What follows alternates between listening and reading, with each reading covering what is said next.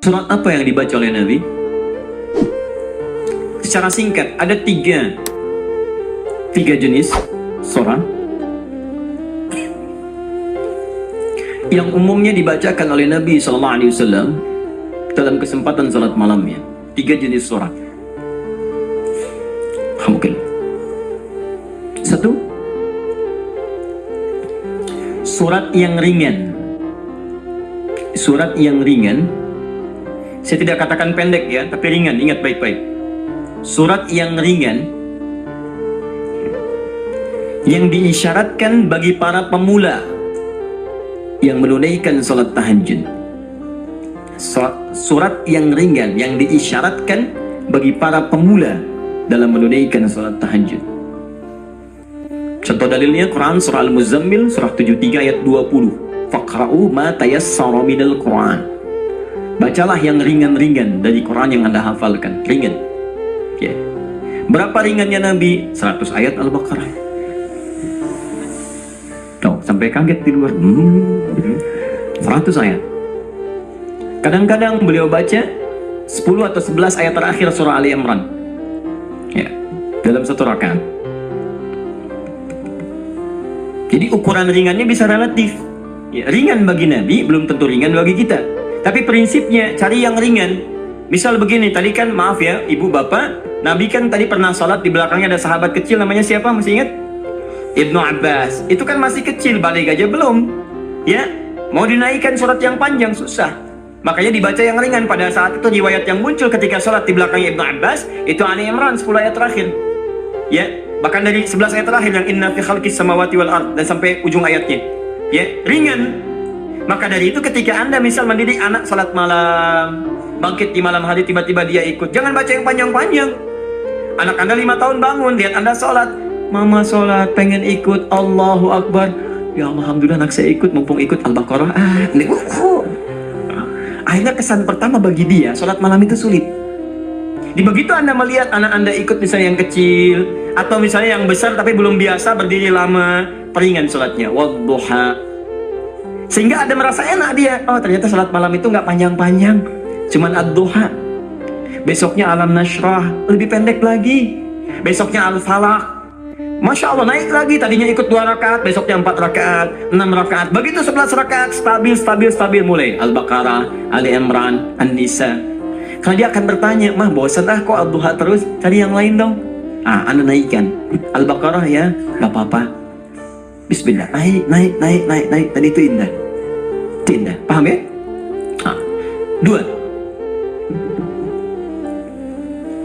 Sudah? Surat yang tersusun dalam Al-Quran, surah-surah yang tersusun dalam Al-Quran secara tertib dengan tujuan mengulang yang dihafal atau memperbanyak yang dibaca. Dengan tujuan mengulang yang dihafal atau memperbanyak yang dibaca. Kalau yang tadi yang ringan-ringan, sekarang justru terbalik, panjang. Jadi panjangnya ini diurutkan. Jadi kalau ada yang sudah hafal Quran, maaf ya, sudah hafal, maka jangan tinggalkan tahajud. Jadi penghafal Quran itu nggak meninggalkan tahajud. Nah dalam tahajudnya, dia mendesain salatnya itu untuk mengulang hafalan. Itu yang dikerjakan para sahabat. Bahkan ada yang semalam 30 juz. Ada yang semalam misalnya 1 juz dulu. Saya target 30 malam, bisa 30 juz. Tiap malam 1 juz. Boleh. Silahkan sekarang Al-Baqarah juz pertama. Ya dari Al-Fatihah sampai Al-Baqarah 141. Saya kan? Kemudian malam keduanya 142 sampai 253. Teruskan lagi 252. Selanjutnya 253 sampai Ali Imran. Terus An-Nisa sampai 30 malam 30 juz dia selesai. Itu boleh. Ya. Atau misalnya malam semalam 5 juz. Boleh. Karena itu dia. Jadi kalau Anda sudah terbiasa menghafal Quran sehari bisa 5 juz, Bu, Pak. Ya, mengulangnya itu, usahakan ulang. Jadi subuh 1 juz, zuhur 1 juz, asar 1 juz, maghrib 1 juz, isya 1 juz. Kalau tidak mau capek dibagi 2, setengah juz sebelum subuh, setengah juz setelah subuh. Terus sehari 5 juz, mulai hari Sabtu, hari Ahad 10 juz, Senin 15 juz, Selasa 20 juz, Rabu 25 juz, Kamis 30 juz, Jumat berdoa kepada Allah. Khusus berdoa, tidak mengulang. Jumat itu doa minta, ya Allah, Engkau minta salat, saya salat. Engkau minta menghafal, saya menghafal. Engkau minta mengulang, saya mengulang. Engkau minta berdoa, sekarang saya bermohon kepadamu, ya Rabb. Kalau saya sudah salat, saya sudah berinfak, sudah menghafal Quran, belum Engkau kabulkan juga, maka mohon tunjukkan pada saya dengan cara apa lagi saya mesti bermohon kepadamu.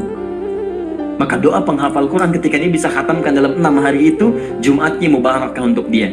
Itu yang disebut oleh orang Arab Jumat mubarakah, Jumat mubarakah. Semoga Allah turunkan keberkahan. Nanti yang Anda hafalkan sampai Isya itu diulang malamnya pakai dalam tahajud. 5 juz dibagi misalnya 10 rakaat, ya. Satu juznya, satu rakaatnya setengah juz. Rakaat terakhir witir misalnya, ya. Atau silahkan bagi ke 23 rakaat atau yang lainnya. Intinya adalah silahkan ulang-ulang hafalan atau sengaja untuk memperbanyak bacaan di malam hari. Anda hafal Al-Baqarah, pengen dipakai tahajud, boleh. Ya, Al-Baqarah ada 86 ayat, bagi 11 misalnya rakaat, silahkan, sah. Untuk memperbanyak dan mengulang bacaan. Paham? 3. Ini jenis yang terakhir, dan ini yang sangat jarang dilakukan. Padahal Nabi itu banyak disebutkan dalam riwayat sering mencontohkan ini. Memilih surah-surah yang sesuai dengan keperluan Anda, kebutuhan Anda. Memilih surah-surah yang sesuai dengan kebutuhan Anda, keperluan Anda. Tadi saya katakan di awal, semua surah Al-Quran itu adalah didesain sebagai pedoman hidup kita. Jadi semua masalah kita solusinya ada di situ. Saya pernah bacakan di awal jumpa kita banyak ayat di Quran tentang hidup kita. Nah, kenapa Anda saat malam tidak bermohon kepada Allah lewat sholat Anda? Maaf teman-teman, Bapak Ibu sekalian, dengan membaca surah yang terkait dengan kebutuhan Anda. Misal, Anda yang sedang mencari nafkah, kenapa tidak baca ayat-ayat tentang nafkah di Quran? Minta dimudahkan, kan ada. Di Al-Baqarah 168, Al-Baqarah 172, Al-A'raf ayat ke-96 misalnya, tentang rezeki di Quran surah 51 ayat ke-22 misalnya, ada semua. Anda yang sedang kesulitan misalnya di rumah dan sebagainya, kenapa nggak baca ayat-ayat tentang kemudahan? Ya, mudah urusan rumah, misalnya Quran surah keempat ayat 34, 35, kan? Kalau ada persoalan minta kepada Allah solusinya. Kemudian ada di Quran surah ke-65 ayat 2-3 tentang masalah-masalah yang umum. Anda yang di birokrasi, sekarang banyak orang, saya tuh bingung ya, kalau masa-masa pemilihan tuh banyak mengerjakan hal yang tidak perlu. Padahal kata Quran itu, di Quran surah 3 ayat 27 kan jelas. Dari 26 sebetulnya, sampai 27-nya. Jelas. Qulillahumma malikal mulki tu'til mulka man tasha' wa tanzi'ul mulka mimman tasha'. Katakan, kekuasaan itu hanya milik Allah. Allah berikan pada siapa yang kehendaki. Jadi kalau ada orang baik diberikan supaya kebaikannya menyebar pada rakyatnya. Kalau ada orang jelek kemudian dia bisa naik, untuk ditunjukkan ada yang salah di tempat itu harus diperbaiki supaya dia bisa diganti dengan yang lebih baik. Itu maksudnya. Tapi kekuasaan itu Allah yang tetapkan. Makanya orang-orang yang pandai itu dia akan mendekati Allah. Dia akan memohon supaya diberikan petunjuk. Kalau diberikan, dia lakukan hal-hal yang baik. Maka mendekat dia, baca ayat-ayat itu. Sebetulnya kepala-kepala yang calon pilkada, calon pemimpin dan sebagainya, calon kepala daerah dari mulai yang ringan sampai yang besar, kalau dia paham tentang ayat itu, dia bangun malam, dia minta petunjuk kepada Allah. Itu titipan. Karena kalau cuma jadi pemimpin, Firaun pun pemimpin.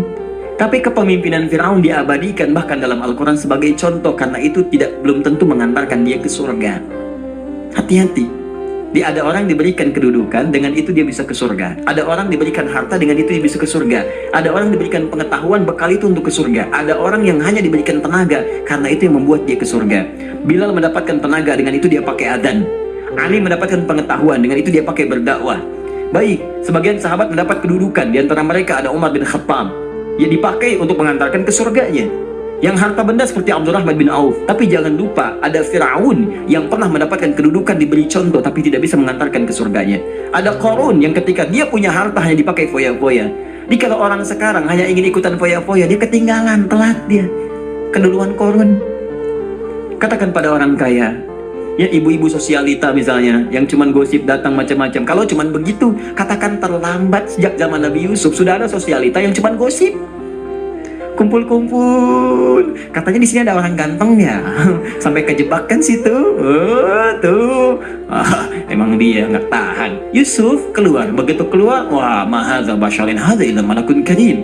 Ini sih bukan manusia, ini malaikat yang sedang menyamar. Ganteng-ganteng Nabi. Orang sekarang ganteng-ganteng serigala. Digosipin lagi.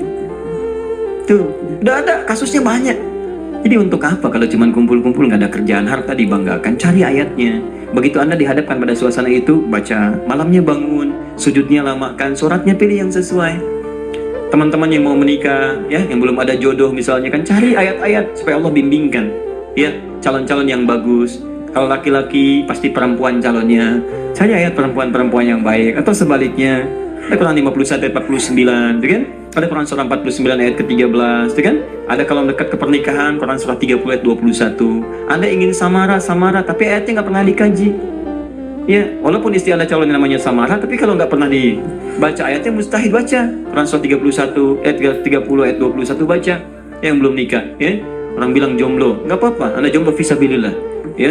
Berusaha untuk mendapat yang terbaik. Jomblo dibagi 3, jomblo fisabilillah, jomblo syariah, dan jomblo sengketa. Ya. Nanti kita bahas lain waktu lah bagi yang belum menikah.